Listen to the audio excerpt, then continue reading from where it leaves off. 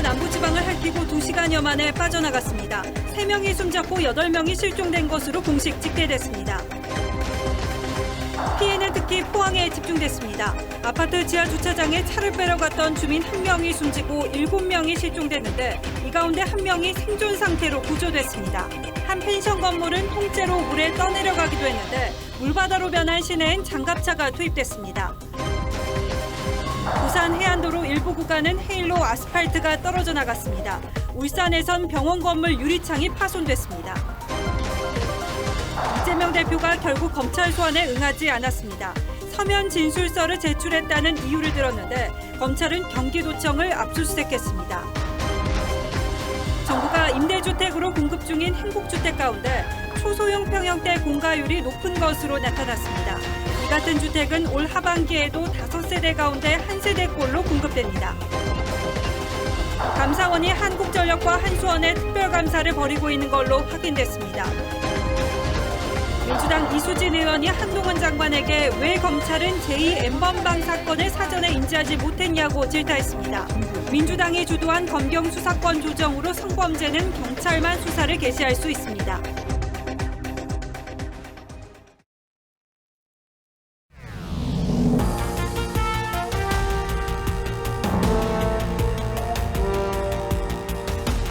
시청자 여러분 안녕하십니까? 특히 남해안 일대 시청자 여러분들 안녕하신지요? 뉴스9의 신동욱입니다. 태풍은 이제 물러갔습니다. 태풍의 중심이 한반도 상공에 머문 시간은 불과 2시간 남짓이었습니다. 하지만 남긴 피해는 아프고 컸습니다.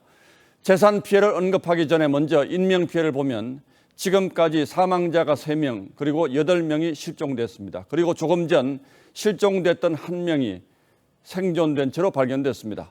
수천 명의 이재민이 발생했고 곳곳에서 도로 침수, 정전 피해도 잇따랐습니다. 특히 포항의 상황이 심각합니다.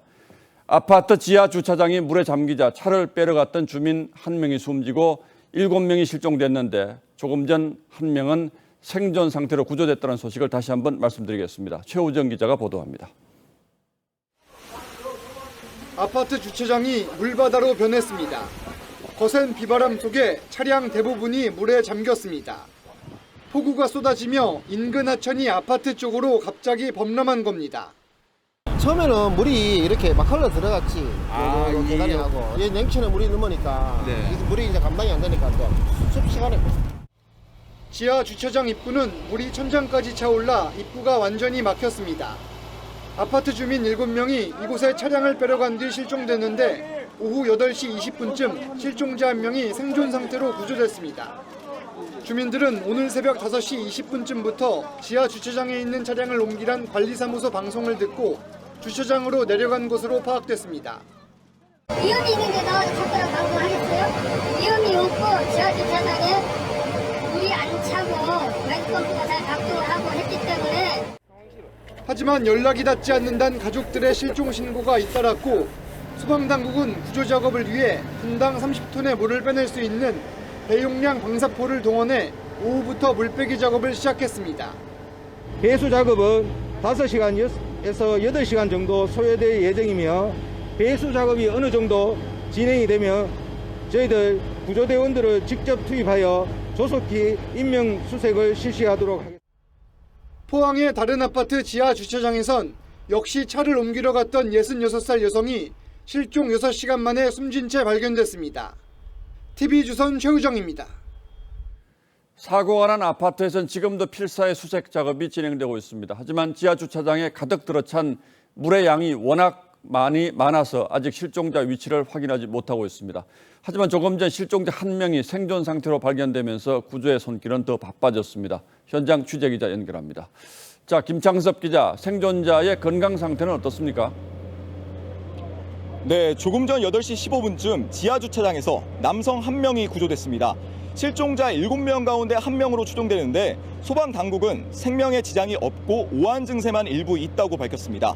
소방당국은 구조 즉시 실종자를 대구 성모병원으로 이송했습니다. 소방당국은 구조된 실종자가 침수 당시 천장 전기시설물 공간에 에어포켓이 만들어진 덕분에 12시간 가까이 버틴 것으로 보고 있습니다. 지하주차장 배수 작업을 하면서 4m 높이 천장까지 가득 찼던 빗물이 줄었고 천장 위쪽에 공간이 생기면서 실종자가 구조대의 불빛에 반응한 겁니다. 소방당국은 아파트 지하주차장에 들어찬 물은 4만 5천 톤에 이를 것으로 보고 있습니다. 소방당국은 중장비와 배수펌프 등 장비 28대를 투입해 1분에 최대 300여 톤을 빼내고 있습니다. 이 아파트 지하주차장은 지하 1층까지만 있어 배수 작업에 큰 어려움은 없는 상황입니다. 소방당국은 오늘 밤 11시 전까지 수위를 1.5m까지 낮추면 나머지 실종자 수색이 더 빨라질 것으로 보고 수색요원 89명을 투입했습니다. 소방당국은 지하주차장 안에 자동차와 오토바이 등 100여 대가 물에 잠긴 것으로 보고 있습니다. 포항 아파트 지하주차장 침수 현장에서 TV조선 김창섭입니다. 예, 나머지 실종자들도 모두 안전하게 구조되기를 간절하게 바라겠습니다. 포항 시내는 그야말로 물바다로 변했습니다. 오늘 새벽 시간당 100mm 넘는 집중호우가 쏟아지면서 시내 대부분이 물에 잠겼다고 해도 과언이 아닙니다. 도로 위에 승용차가 둥둥 떠다닐 정도였습니다. 119 구조대까지 출동이 어려운 상황이 되자 해병대의 수륙 양용 장갑차가 출동했습니다. 구자영 기자가 취재했습니다. 포항 시내 도로를 따라 흙탕물이 빠른 속도로 흘러갑니다. 거센 물살을 이기지 못한 중앙 분리대가 주저앉았고 커다란 가구가 떠내려갑니다. 편의점도 시장 상점도 온통 흙탕물로 가득합니다.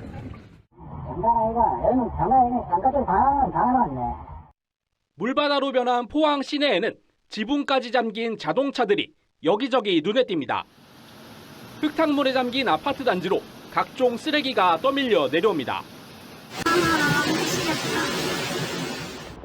오늘 새벽 포항을 관통한 태풍 흰남노는 밤사이 300mm가 넘는 물폭탄을 쏟아냈습니다. 냉천 등 도시마천이 범람하면서 침수 피해가 속출했습니다. 시내 도로가 성인 무릎 높이까지 잠겨 119 구조대 출동도 어려운 상황이 되자 해병대 수륙양용 장갑차가 출동해 구조 활동에 나섰습니다.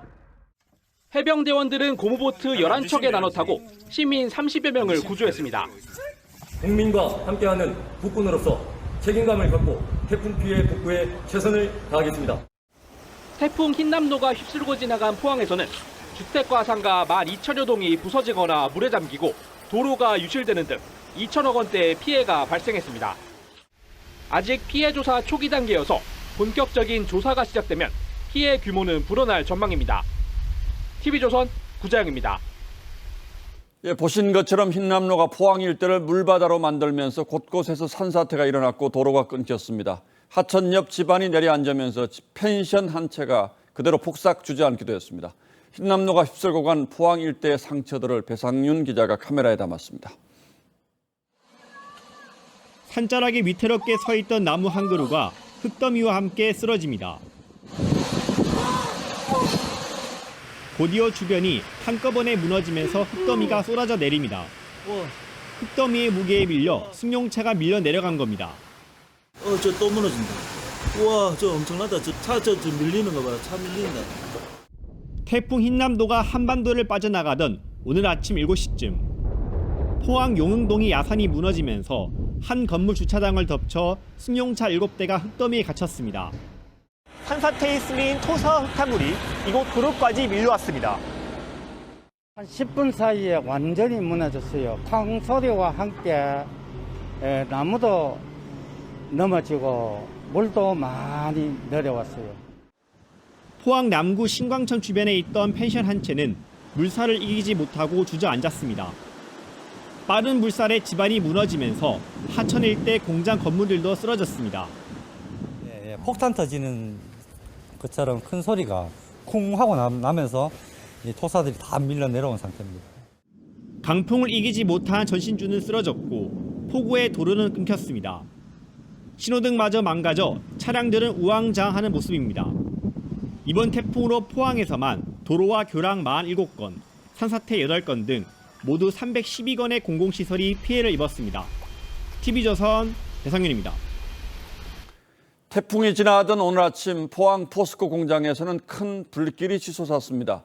전기실 화재로 정전이 되면서 자동 배출된 가스 불꽃이었습니다. 다행히 불길은 크게 번지지 않았지만 초기 진화에 나섰던 직원 수십 명이 불어난 물에 고립됐다가 구출되기도 했습니다. 이심철 기자가 보도합니다. 오늘 아침 7시쯤 포스코의 이여령 공장 전기실 두 곳에서 불이 났다는 신고가 접수됐습니다. 포스코 자체 진화대원 4명이 진화에 나섰지만 전기실이 침수되면서 고립됐습니다. 하지만 공장 곳곳이 침수돼 소방당국의 접근조차 어려웠습니다. 포스코 내부로 들어가는 정문이 이렇게 물에 잠기면서 소방대원들은 구조보트를 타고 화재 현장으로 이동하고 있습니다. 해병대 장갑차까지 출동해 119 구조대원 10여 명을 태워 물에 잠긴 진입로를 뚫고 화재 현장으로 이동했습니다.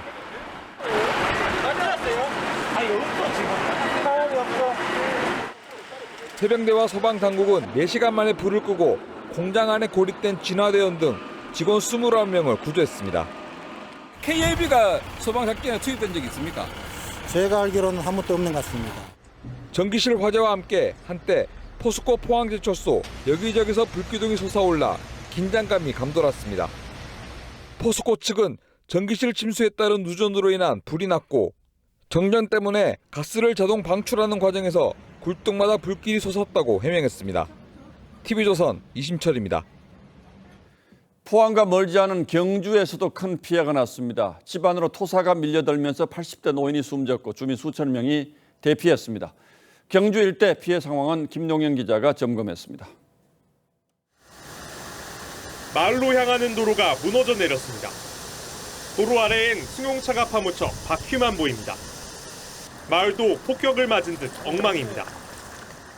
불어난 빗물에 마을회관 옆 개울은 계곡처럼 변했고 근처에 주차된 차는 무너진 토사에 파묻혔습니다.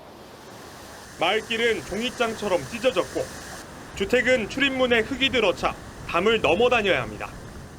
3시간 4시대가 뭐 일라이가네. 막 물이 막 넘어오는 게라. 나가면 빠져 죽는 판인데 떠나가는 판인데. 경주는 태풍이 영향을 미친 이틀간 246mm의 비가 쏟아졌습니다. 저수지 3곳과 하천이 범람할 위기에 처하며 한때 주민 2,400명에게 대피령이 내려졌습니다. 빗물에 토사가 붕괴되는 피해도 속출했습니다. 새벽 시간대 토사가 집안으로 들이쳐 80대 할머니가 목숨을 잃었습니다. 당시 주변 차량 여러 대가 떠내려갈 정도로 토사와 빗물의 위력이 강했습니다. 근데 여기는 지대가 높잖아요. 지대가 높으니까 여기는 물이 찰릴 생각도 안 했지. 경주에서는 350세대가 침수 피해를 입는 등 130억 원의 태풍 피해가 발생한 것으로 잠정 집계됐습니다. 경주시는 봉사자 300명을 투입하는 등 추석 연휴 전까지 응급복구를 마친다는 계획입니다. TV조선 김동영입니다. 자, 이번에는 울산으로 가보겠습니다. 울산은 시내를 관통하는 태화강 수위가 산책로까지 올라오면서 범람 위기를 겪었습니다. 20대 남성이 급류에 휩쓸려 아직 생사를 확인하지 못하고 있고 강풍에 요양원 유리창 100여 장이 찢겨나가기도 했습니다. 정전사고도 잇따랐습니다. 임서인 기자가 현장 취재했습니다. 태화강이 시뻘건 흙탕물로 변했습니다. 태화강 유역은 한때 5시간 동안 홍수주의보가 내려질 정도로 수위가 높아졌습니다. 평소 1m 남짓이던 태화강 수위가 최고 5m까지 불어나 이렇게 산책로까지 강물이 들어찼습니다. 갑자기 불어난 강물에 고립돼 나무 몸통에 의지했던 70대 할아버지는 가까스로 구조됐습니다. 울주군 남천교 부근에서는 오늘 새벽 1시쯤 친구들과 술을 마시던 20대 남성이 급류에 휩쓸려 실종됐습니다. 소방과 경찰 등 177명이 실종자 수색에 나섰지만 아직 발견하지 못했습니다. 보시다시피 물이 흙탕물에다가 시야 확보도 안 되고 물살이 굉장히 세요. 위험하기 때문에 쉽게 접근을 못하고 있습니다. 초속 30m 이상의 강풍이 불면서 한 요양병원 건물은 외벽 유리창 100여 장이 떨어져 나갔습니다. 다행히 인명피해는 없었지만 사고 현장에는 깨진 유리 조각이 널렸고 바람에 날아간 철제 이음새가 고압선을 건드리며 공사가 이어졌습니다. 파손된 외에 지금 다시 교체를 해야 되니까 그 비용은 만만치 않죠. 가로수가 넘어져 도로를 막고 차를 덮치는 피해도 속출하면서 울산에서는 어제 저녁부터 태풍 관련 신고 1,164건이 접수됐습니다. TV조선 임서인입니다. 부산에서는 초속 40m 가까운 강풍이 건물을 때리면서 유리창이 줄줄이 깨져나갔습니다. 높은 파도가 방파제를 넘어와 해안 상가를 집어삼켰습니다. 상인들은 차수막과 모래주머니로 대비해 나섰지만 태풍의 위력이 워낙 컸습니다. 보도에 하동원 기자입니다. 초속 40m의 강풍을 타고 고층 건물 사이로 비바람이 몰아칩니다. 집채만한 파도가 6m 높이 방파제를 타 넘으며 해안도로를 집어삼킵니다. 해운대 마린시티 일대는 순식간에 물바다로 변합니다. 그렇게 센 태풍 처음 봤습니다.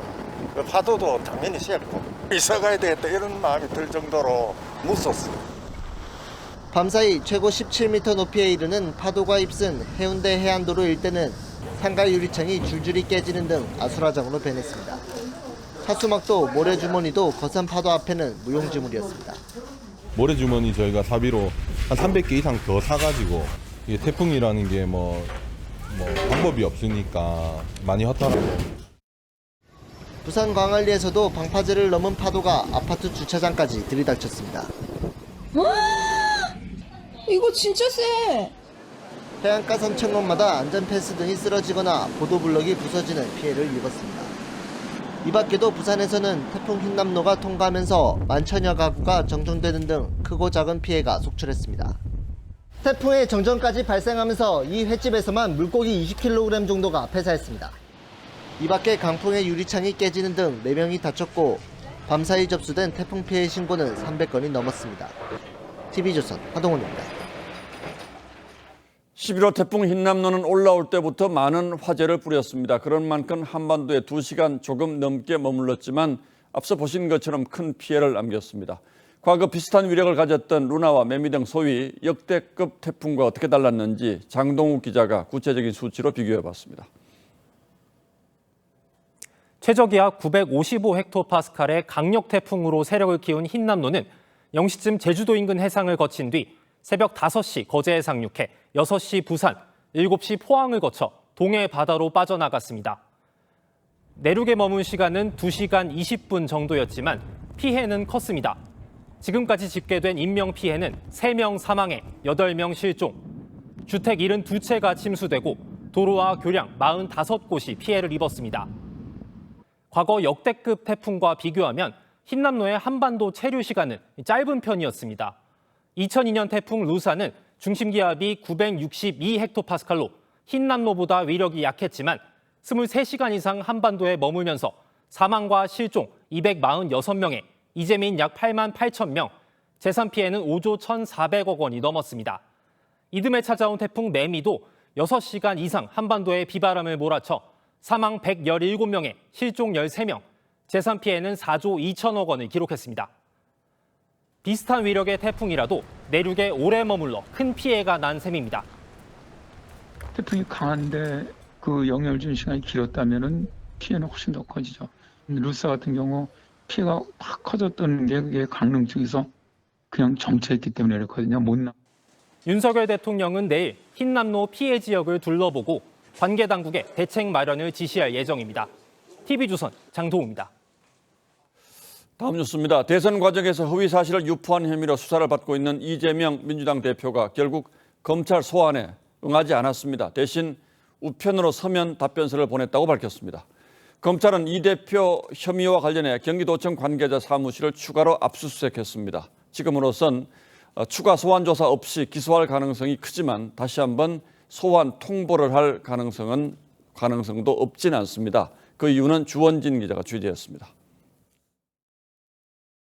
검찰이 공직선거법 위반 혐의로 수사하는 이재명 대표의 발언은 백현동 대장동 개발 사업 관련 등 모두 3가지입니다. 국토부 장관이 도시관리계획 이거 변경 요구 안 해주면 직무유기 뭐 이런 걸 문제 삼겠다고 협박을 해서 검찰은 이 대표에게 오전 10시까지 나오라고 소환을 통보했지만 이 대표는 응하지 않았습니다. 이미 우편으로 서면 답변서를 보냈다며 거부한 겁니다. 이재명 대표는 서면 조사에 응하였으니 출석 요구 사유는 소멸되었음이 분명합니다.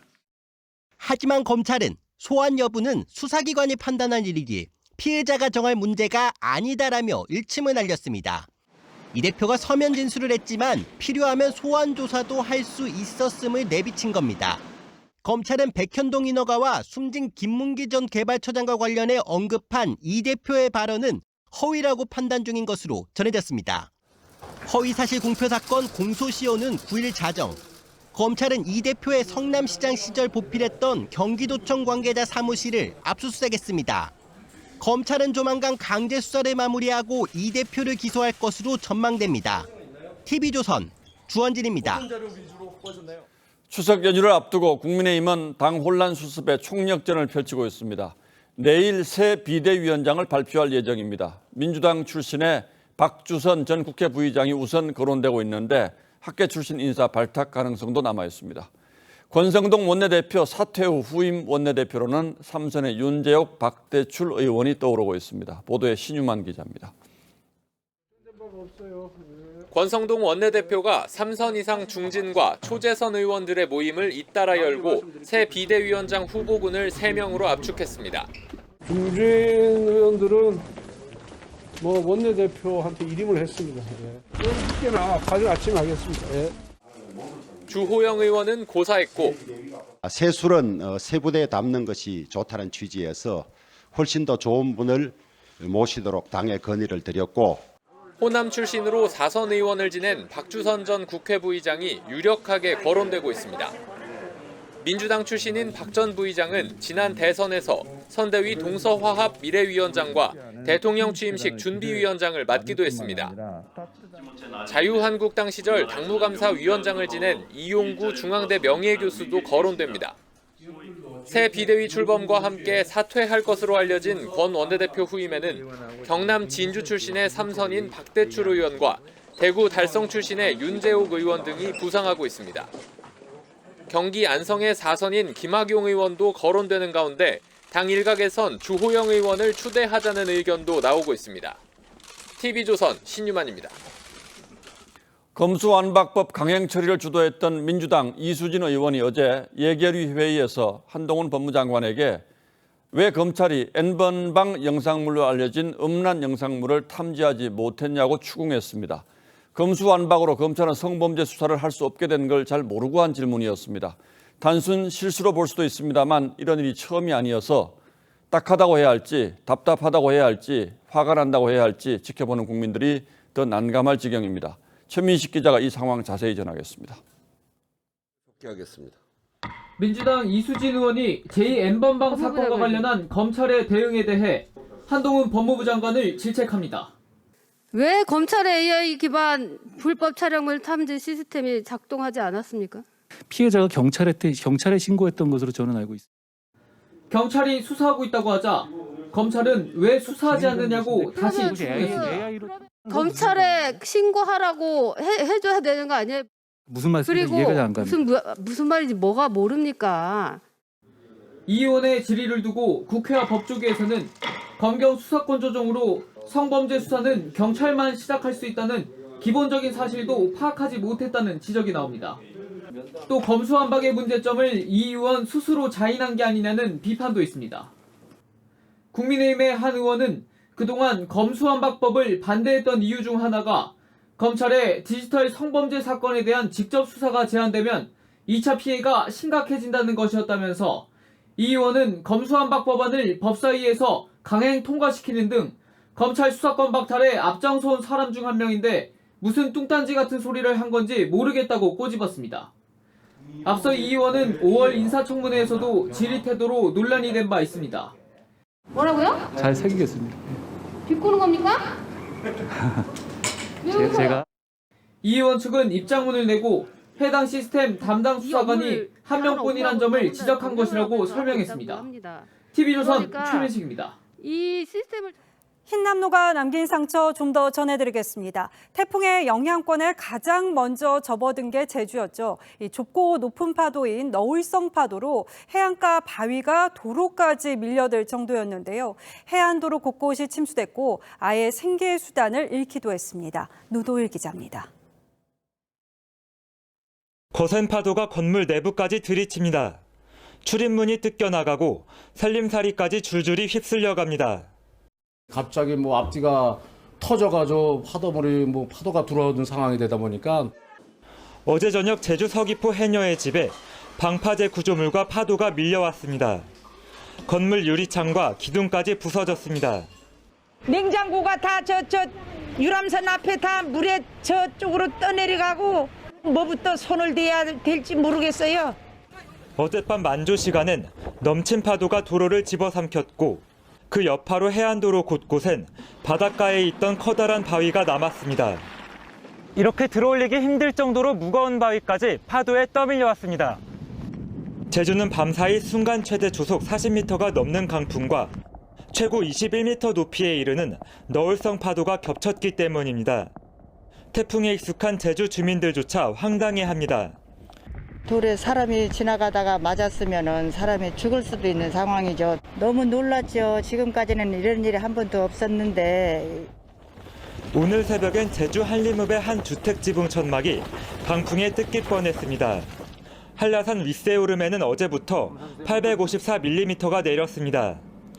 제주에서는 밤사이 18,000여 가구가 정전을 겪었고 침수와 고립, 시설물 파손 등 태풍 피해 신고는 285건으로 집계됐습니다. TV조선 노도일입니다. 전국에서 지금까지 집계된 것만으로도 여의도 13배 면적의 농경지가 피해를 입었습니다.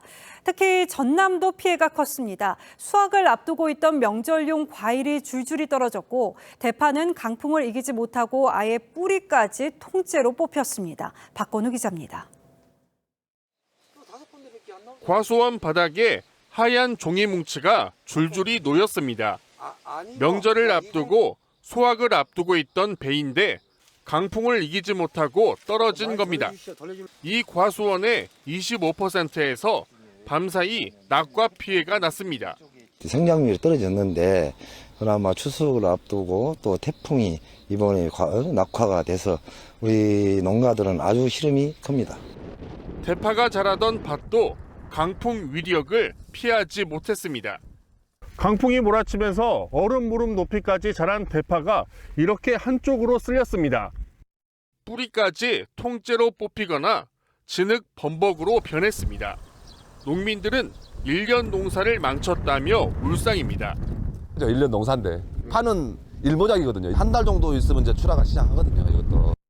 벼가 쓰러진 노는 마치 잔디밭처럼 변했습니다.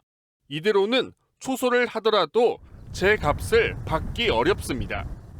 이건 가격을 제대로 못 봐줘요. 쌀 알이 연결해야지 안 연결면은 안 좋죠. 농림부가 파악한 전국의 피해 농경지는 3,815헥타르. 전라남도 자체 조사에서만 피해 면적이 1,124헥타르로 잠정 집계돼 지역별 조사가 본격화되면 앞으로 피해 규모는 더 커질 것으로 보입니다. TV조선 박건우입니다. 흰남노의 위력과 피해는 SNS 등 온라인을 통해서도 빠르게 전달됐습니다. 시민들은 자발적으로 지역 상황을 알리고 피해를 최소화하기 위해서 안간힘을 썼는데요. 일부는 위험천만한 몰상식한 행태를 전파하기도 했습니다. 한지은 기자입니다. 휴대전화를 든 남성이 방파제로 다가가고 잠시 뒤 집채만한 파도가 그대로 집어삼킵니다. 파도에 밀려간 남성은 온몸이 물에 젖은 채 황급히 반대편으로 피합니다. 유튜버가 부산의 방파제에서 태풍 상황을 생중계하려다 아찔한 상황이 연출된 겁니다. 태풍 피해가 특히 컸던 포항에서는 조금 열린 유리문 틈으로 흙탕물과 함께 비바람이 쉴 새 없이 파고 들어오는 모습이 전해졌습니다. 창밖으로 보이는 차도는 강물처럼 변해버렸고 상가 골목은 구석구석 흙탕물이 들어찼습니다. 세차게 퍼붓는 빗줄기 소리도 생생하게 전해집니다. 부산의 도심에서는 늦은 밤 귀갓길 신호를 기다리던 중 저 멀리 천둥번개가 치더니 갑자기 정전이 돼 암흑천지로 변하는 거리 모습이 블랙박스에 담겼습니다. 가장 먼저 흰남로 영향권에 들어간 제주에서는 덤프트럭 기사들이 상점 유리문 앞에 차를 세워 강력한 비바람을 막아준 사연이 전해져 훈훈함을 자아냈습니다. TV조선 한지은입니다. 전국이 흰남노 위력에 정신없던 시각 인천 현대제철 공장에서는 큰 불이 일어서 7시간 만에 진화됐습니다. 에너지 저장 장치가 있는 건물이 완전히 불탄 건데 검은 연기가 일대를 뒤덮을 정도였습니다. 강석 기자입니다. 공장 건물에서 시뻘건 불길이 치솟습니다. 소방관들이 연신 물을 뿌리지만 철골 구조물은 엿가락처럼 휘고 무너졌습니다. 오늘 아침 6시 반쯤 인천 현대제철 공장에 있는 에너지 저장 장치 ESS에서 불이 났습니다. 공장에서 뿜어지는 시커먼 연기가 일대 하늘을 뒤덮습니다. 화재 연기는 태풍으로 발생한 강한 바람을 타고 1km 넘게 떨어진 주택가까지 퍼졌습니다. 까만 용기가 거의 하늘을 거의 다 덮고 있더라고요. 그래서 불이 났나 보다 했는데 냄새도 좀 많이 심했고. 불은 에너지 저장 장치를 모두 태운 뒤 7시간여 만에 꺼졌습니다. 이 과정에서 소방관 1명도 다쳤습니다. 불이 난 에너지 저장 장치는 103메가와트 규모의 리튬이온 배터리로 전기를 저장하고 공급하는 시스템입니다. 현대제철 공장 내부에 있지만 효성중공업이 2018년부터 운영과 관리를 맡아왔습니다. 소방당국은 에너지 저장 장치 1층에서 불이 시작된 것으로 보고 정확한 화재 원인을 조사하고 있습니다. TV조선 강석입니다. LH가 청년과 신혼부부 등에 임대하는 행복주택 많이들 아실 텐데요. 싼 임대료의 인기가 높지만 작은 평형은 너무 좁아서 빈집이 넘쳐난다고 합니다. 여기에 올 하반기 LH가 내놓는 행복주택 5세대 가운데 1세대가 초소형인 것으로 확인돼서 공가율 걱정이 벌써부터 나옵니다. 수요는 따지지 않고 물량에만 집착한 탁상 행정이라는 지적입니다. 정수양 기자의 단독 보도입니다. 지난해 입주를 시작한 경기도의 한 행복주택. 입지와 주변 시설이 좋아 모집 당시 수천 명이 몰렸고 총 500세대 대부분이 차 있습니다. 하지만 지방 행복주택의 사정은 꽤 다릅니다. 입주 조건이 까다로운 탓에 다른 임대주택보다 빈집 비율이 높은 데다 특히 작은 평형일수록 빈집이 많습니다. 거의 최저 주거 기준에 맞춰지는 거라서 가구를 놓는다든지 방에서 생활하는 데는 조금 불편한 가구. 문제는 작은 평형대 미임대 물량이 넘쳐나는데도 앞으로 공급 예정인 행복주택 중 꽤 많은 물량이 초소형이라는 겁니다. LH가 올해 공급하는 행복주택은 모두 15,616세대. 이 가운데 26제곱미터 미만 규모는 전체의 21%로 5세대 중 1세대꼴입니다. 초소형 주택은 그 공실률이 굉장히 높아서 많은 문제 지적이 있었는데 국토부나 LH가 너무 안이하게 대처한다는 생각을 갖고 있습니다. 그래서 물량 늘리기에 연연하기보다 수요에 맞게 공급을 재편해야 한다는 목소리가 높습니다. 이에 대해 LH는 기준 변경 전 인허가 된 주택이 문제가 되고 있는 것이라며 지난해부터 전용 21제곱미터 이상이 공급되도록 기준을 바꿨다고 해명했습니다. TV조선 정수양입니다. 거래 절벽으로 집값 하락세가 심상치 않죠. 이 아파트 값이 더 떨어질지도 모르겠습니다. 기준금리가 1%포인트 오르면 서울 아파트 값은 2.1%포인트 더 떨어질 거라는 연구 결과가 나온 건데요. 이 한국은행이 올해 말까지 기준금리를 3%로 올릴 거란 전망이 지배적인 만큼 주택시장 빙하기도 더 길어질 거라는 관측이 나옵니다. 김혜나 기자가 보도합니다. 서울 서대문구의 4천여 세대 아파트 단지. 전용 84제곱미터형이 지난달 10억 7천만 원에 거래됐습니다. 2달 새 2억 원 넘게 가격이 빠진 겁니다. 집값 불패 신화를 썼던 강남 4구에서도 집값이 억 단위로 하락하며 20억 원을 밑도는 매물이 속속 등장하고 있습니다. 이번에 21억 5천이었던 게 19억 5천에 나왔고요. 지금은 이제 2, 3억이 떨어진 거죠. 서울 아파트 매매가는 14주 연속 내림세를 보이는 상황. 기준금리 인상 기조 속에 시중은행 대출금리가 4%대 이상으로 굳어지자 매수 심리는 얼어붙고 무리하게 대출을 받았던 영끌족은 매도로 돌아섰다는 분석입니다. 실제로 기준금리가 1%포인트 오를 때 서울 아파트 값은 2.1%포인트 더 낮아지는 것으로 나타났습니다. 코로나 이후랑 비교했을 때 5% 정도의 하락 압력이 있는 거죠. 금리와 이제 유동성의 영향을 상대적으로 더 크게 받는 거죠. 미국의 고강도 긴축에 한국은행이 기준금리를 연내 3%까지 올릴 것으로 전망되면서 주택시장을 덮친 거래 가뭄과 가격 급락세는 당분간 더 가속화될 것으로 보입니다. TV조선 김윤아입니다. 기아가 노조해주는 혜택이 논란이 되고 있습니다. 장기 근속자는 자동차 구입 시 평생 동안 2년에 한 번씩 30% 할인 혜택을 받을 수 있는 건데요. 그 혜택이 소비자 부담으로 돌아온 것 아니냐는 비판이 나옵니다. 장혁수 기자가 보도합니다. 기본급 인상과 성과급 200%의 추가 400만 원 등 임금안에 합의한 기아 노사. 하지만 단체 협상안을 놓고 부닥쳤습니다. 25년 이상 근무하면 평생 동안 2년에 한 번씩 기아차를 30% 싸게 살 수 있게 했는데 그 혜택을 줄여달라는 사측 요청에 노조가 반대한 겁니다. 기아는 장기 근속자에게 주는 차량 구매 혜택 30%를 만 75세까지로 제한하고 주기도 3년으로 조정하자고 했지만 노조는 이를 거부했습니다.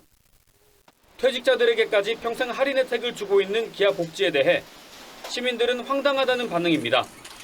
만약에 그 차를 중고로 내놔서 구매하는 사람이 이 사실을 알았다. 그러면 조금 장기 근속자들에 대한 복지 부담으로 늘어난 비용은 자동차 가격에 반영될 수밖에 없고 결국 소비자에게 부담이 전가된다는 비판입니다. 30% 할인이라는 것은 사실 과한 부분도 좀 있어요. 결국 소비자가 전가돼서 이 신차의 가격이 올라간다든지 모두 기업의 부담이 될 수도 있거든요. 노조의 과도한 복지 요구는 기업 경쟁력 약화는 물론 소비자 외면을 초래할 수 있다는 지적이 나옵니다. TV조선 장혁수입니다. 오늘부터 해외 여행자들의 면세 한도가 $800로 늘어나는데요. 이 코로나에 환율 급등으로 이중고를 겪고 있는 면세업계는 할인 행사는 물론이고 환율 보상책까지 내놓으면서 고객 모시기에 나섰습니다. 이유경 기자입니다. 서울의 한 면세점. 인기 위스키를 20%에서 최대 절반까지 할인하자 진열대 앞이 북적입니다. 오늘부터 해외 여행객 한 명당 면세 혜택이 $600에서 $800로 늘어나고 면세로 들어올 수 있는 술도 한 병에서 2병으로 늘면서 면세점마다 대대적인 할인 행사에 나선 겁니다. 아무래도 600불에서 800불로 인상된 게 좀 한도가 늘어났다고 하니까 좀 그래도 더 쇼핑할 수 있는 여력이 좀 생겼다고 생각합니다. 하지만 고공행진을 이어가는 환율은 부담입니다. 오늘 원달러 환율은 장중 1,375원까지 올라 5거래일 연속 연고점을 갈아치우며 13년 5개월 만에 가장 높은 수준을 기록했습니다. 면세점 업계는 할인 행사에 환율 보상책까지 내놓으며 얼어붙은 소비 심리를 되살리는 데 사활을 걸고 있습니다. 한 면세점은 매장에서 적용하는 환율이 1,350원을 넘을 경우 구매 금액에 따라 최대 50만 원을 보상해주고 현금처럼 사용할 수 있는 포인트도 제공합니다. 시중보다 저렴하게 면세품을 구매할 수 있으며 그 결과 내국인 매출이 매월 10% 이상 향상되는 효과를 보이고 있습니다. 중국 봉쇄와 고환율로 침체에 빠진 면세업계가 반전의 계기를 마련할 수 있을지 주목됩니다. TV조선 이유경입니다. 포항 아파트 지하 주차장 실종자 수색 현장에서 조금 전 기적 같은 생존 소식이 전해졌는데 지금은 어떤지 취재기자 다시 한번 연결하겠습니다. 김창섭 기자, 지하 주차장 수위가 좀 더 낮아졌을 텐데 추가 실종자 구조 소식은 없습니까? 네, 소방당국은 현재 실종자 수색팀을 116명으로 확대해 추가 구조를 서두르고 있습니다. 하지만 아직 나머지 실종자 6명은 찾지 못하고 있는데요. 배수 작업이 진행되면서 지하 주차장 수위가 2.5m로 낮아져 소방당국은 무동력 보트도 추가 투입할 예정입니다. 조금 전 8시 15분쯤 지하 주차장에서 구조된 남성 1명은 현재 병원에서 치료를 받고 있습니다. 이 남성은 오한 증세만 있을 뿐 건강에는 지장이 없는 것으로 알려졌습니다. 구조된 실종자는 지하 천장에 생긴 에어포켓 덕분에 12시간을 버틸 수 있었던 것으로 보입니다. 지하 주차장에 또 다른 에어포켓이 만들어졌다면 추가 생존자가 있을 가능성도 높습니다. 소방당국은 아파트 지하 주차장에 들어찬 물이 4만 5천 톤에 이를 것으로 보고 있습니다. 소방당국은 중장비와 배수펌프 등 장비 28대를 투입해 1분에 최대 300여 톤을 빼내고 있습니다. 이 아파트 지하 주차장은 지하 1층까지만 있어 배수 작업에 큰 어려움은 없는 상황입니다. 이대로면 오늘 밤 11시쯤에는 지하 주차장 수위가 1.5m까지 낮아질 것으로 보입니다. 지하 주차장 안에는 자동차와 오토바이 등 100여 대가 물에 잠긴 것으로 예상됩니다. 포항아파트 지하주차장 침수 현장에서 TV조선 김창섭입니다. 예, 다음 뉴스입니다. 감사원이 한전과 한수원의 부실이 왜 이렇게 커졌는지를 규명하기 위한 특별 감사에 나선 것으로 저희 취재 결과 확인됐습니다. 물론 전기료를 오랫동안 동결하는 것이 1차적 원인으로 꼽히긴 합니다만 탈원전과 방만한 경영이 부실을 키운 측면 역시 만만치 않다고 보고 있는 겁니다. 이정현 기자의 단독 보도입니다. 감사원 공공기관 감사국은 현재 20개 안팎의 공공기관을 대상으로 특정 감사를 진행하고 있는 걸로 알려졌습니다. 공공기관의 재무 건전성과 경영관리 실태를 살펴보겠다는 건데 전력 공급을 도맡고 있는 한국전력과 원자력 발전소를 운영하는 한수원에 대해서도 자료 제출을 요구했습니다. 이르면 이달 말 실질감사에 착수할 전망입니다. 두 기관은 문재인 정부의 탈원전 정책으로 발전 비용이 싼 원전을 줄이고 신재생에너지와 LNG를 늘리면서 수익 구조가 악화돼 부실 기업으로 전락했다는 지적을 받아왔습니다. 원전 중심의 발전 정책을 폐기하고 탈핵 시대로 가겠습니다. 한전은 올해 상반기에만 14조 원 넘는 사상 최대 적자를 냈고 2018년부터 적자로 돌아선 한수원은 부채 비율이 148%에 달합니다. 감사원 안팎에선 두 기관의 재무 구조를 악화시킨 원인들을 점검하고 무리한 사업 추진 과정을 들여다볼 거라는 말들이 나오는데 결과적으로 탈원전 정책에 대한 책임 소재를 가리는 작업으로 연결될 가능성이 높습니다. 앞서 감사원은 지난 2020년 한수원의 월성 1호기 조기 폐쇄 결정 과정에 대해서만 감사를 벌였고 당시 공공기관 감사국장으로 감사를 주도했다 비감사 부서로 좌천됐던 유병호 사무총장은 감사원 2인자로 복귀했습니다. TV조선 이정현입니다. 추석 연휴가 코앞에 닥쳤습니다. 부모 형제 만날 생각에 마음이 설렐 분들도 많지만 차례상 차릴 부담 역시 만만치가 않죠. 이 문제가 가족 간의 갈등으로 번지는 경우도 종종 있습니다. 그런데 올해는 차례상 관련한 성균관의 발표가 아주 흥미롭습니다. 자, 홍영 기자, 성균관이 차례상 표준안이라는 걸 발표했다면서요? 네, 성균관이 공개한 추석 차례상의 기본입니다. 네, 술과 송편, 나물, 구이, 김치, 그리고 과일 이렇게 6가지가 전부입니다. 예. 여기에 지역에 따라서 생선이나 육류, 떡을 추가할 수도 있습니다. 자, 그런데 가장 기본이라고 생각했던 전이 빠졌네요. 네, 명절 때마다 이 전 부치는 게 일이었는데요. 우리 조상들은 차례상에 기름에 튀긴 음식이나 지진 음식을 올리지 말라고 했다는 게 성균관의 설명입니다. 예. 이 조선시대 예학의 대가 김장생 선생의 사계전서에 보면 기름으로 볶은 음식은 쓰지 않는다.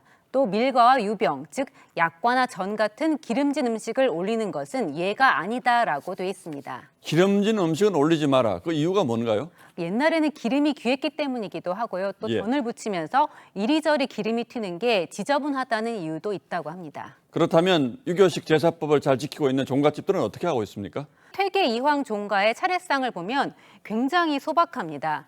술과 식사, 포정도에다가 과일도 이 한 접시에 다 담았죠. 예. 이 퇴계 선생의 유언에 따른 건데요. 또 조선시대 성리학자인 명제 윤증 선생 역시 번거롭고 사치스러운 유밀과와 전을 올리지 말라는 유언을 남겼다고 합니다. 유밀과 쓰지 말라라는 유언이 있습니다. 기름에 튀기거나 꿀을 묻힌 음식은 손이 많이 가고 고급스러운 음식이거든요. 그래서 거기에 너무 얽매이지 말라라고 하셨던 것 같아요.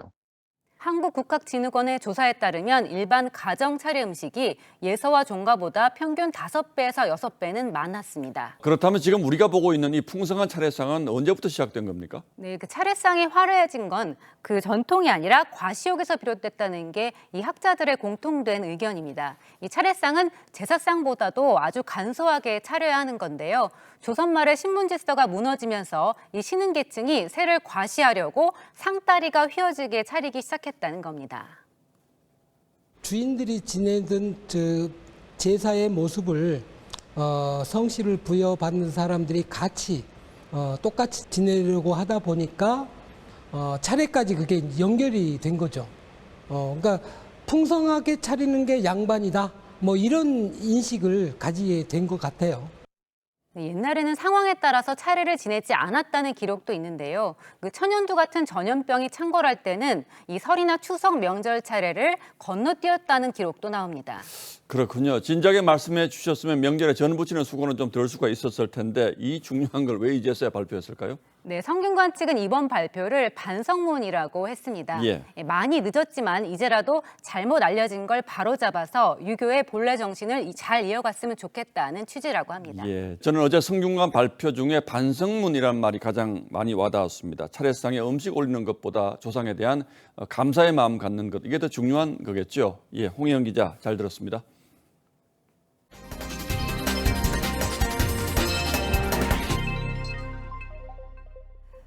어제 중국 스촨성 남서부 지역에서 발생한 규모 6.8 강진으로 최소 66명이 사망했습니다.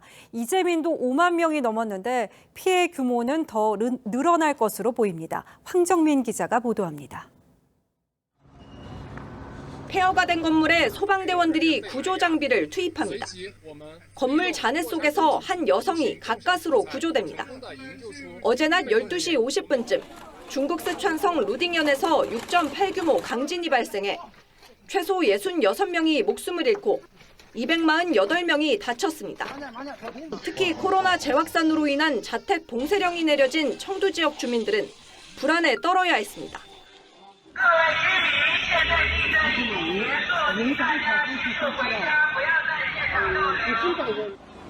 5만여 명은 집을 떠나 임시대피소로 거처를 옮겼습니다. 你们今天晚上吃饭了吗？都吃了哈。 첫 강진 이후 10차례 여진으로 루딩현에서만 건물 249채가 무너지고 13,500채가 파손됐습니다. 수력발전소 7곳도 훼손됐습니다. 당국은 6,500명의 구조대를 동원해 대대적인 구조와 수색에 나서고 있지만 폭우까지 예보돼 피해가 더 커질 것으로 보입니다. 스촨성은 중국에서 지진이 가장 빈번한 지역인데 2008년에는 규모 8.0 강진으로 45만 명이 넘는 사상자가 발생했습니다. TV조선 황정민입니다. 영국의 새 총리로 리즈 트러스 외무장관이 선출됐습니다. 영국 역사상 세 번째 여성 총리인 트러스 총리는 이 철의 여인으로 불린 마가릿 대처를 롤모델로 꼽으면서 감세를 통한 성장을 강조해왔습니다. 최연희 기자입니다. 영국의 집권 보수당 신임 당대표로 선출된 리즈 트러스 외무장관이 박수를 받으며 연단에 오릅니다.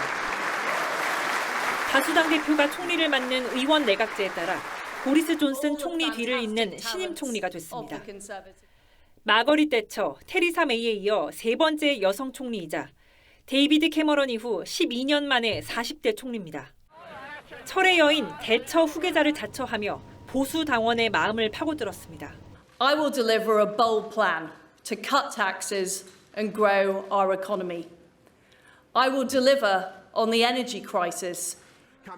외교적으로는 중국과 러시아에 강경했던 존슨 총리의 노선을 계승할 것으로 보입니다. 영국의 유럽연합 EU 탈퇴인 브렉시트도 당초 반대했지만 투표 뒤 입장을 바꾸면서 EU와 대립각을 세웠습니다. Our Prime Minister has done a fantastic job, first of all, of delivering Brexit, which was a priority for the British people, but also helping us deal with COVID. 고물가와 에너지난 등 신임 총리가 풀어야 할 영국 경제 현실은 녹록치 않습니다. 영국 언론들은 트러스가 취임 후 첫 정책으로 에너지 요금 동결을 발표할 것으로 전망했습니다. TV조선 최원입니다.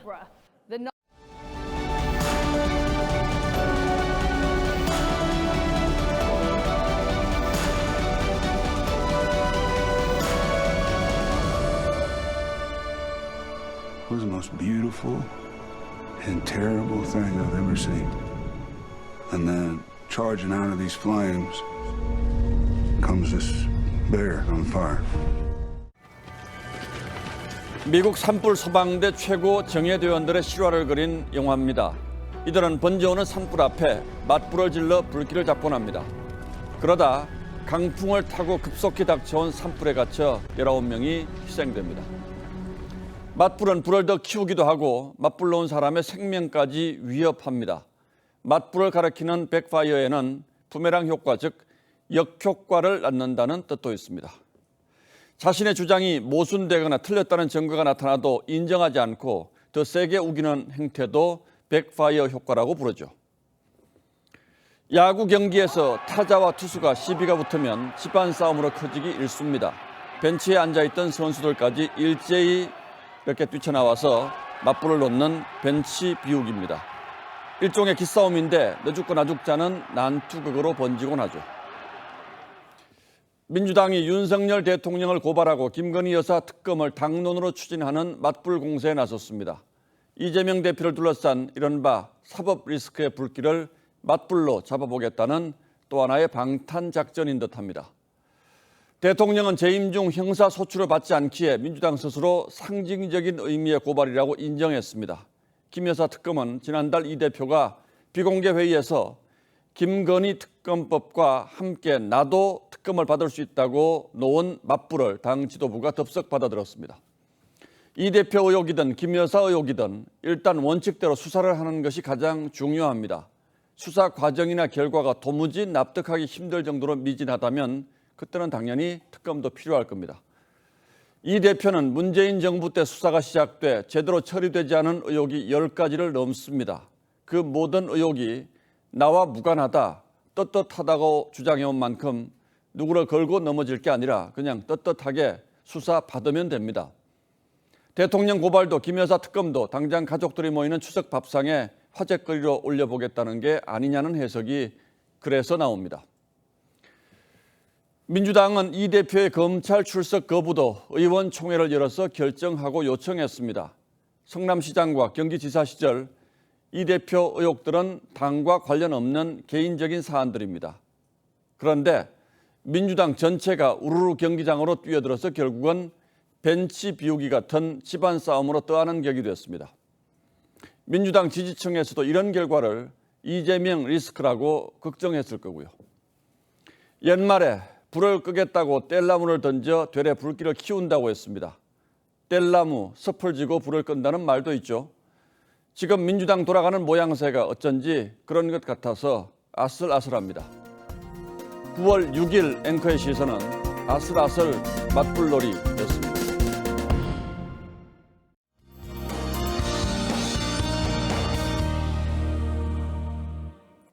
태풍은 동해상으로 빠져나간 뒤 소멸했습니다. 내일부터는 화창한 날씨가 펼쳐지겠는데요. 다만 일교차가 10도 이상으로 크다는 점은 염두에 두셔야겠습니다. 아침에는 서늘하게 출발하겠습니다. 서울과 대구는 17도가 예상되고요. 낮 기온은 서울이 27도, 대구와 광주가 29도까지 오르면서 약간 덥게 느껴지기도 하겠습니다. 바다에서는 아직 태풍의 여파가 좀 남아 있습니다. 특히 동해상으로는 물결이 최대 5m까지 일겠는데요. 계속해서 해안가 안전사고에 유의하셔야겠습니다. 앞으로 추석 연휴까지 맑은 날씨가 이어지겠고요. 낮에는 30도 가까이 기온이 오르겠습니다. 날씨였습니다. 예, 뉴스 시작과 함께 침수된 포항 지하주차장에서 실종자 한 명이 생존된 채로 구조됐다는 소식에 이어서 지금 막 여성 한 명이 또 추가로 구조됐다는 반가운 소식이 들어왔습니다. 기적이 계속 이어지기를 바라면서 9월 6일 화요일 뉴스9는 여기서 모두 마치겠습니다. 시청해주신 여러분 고맙습니다.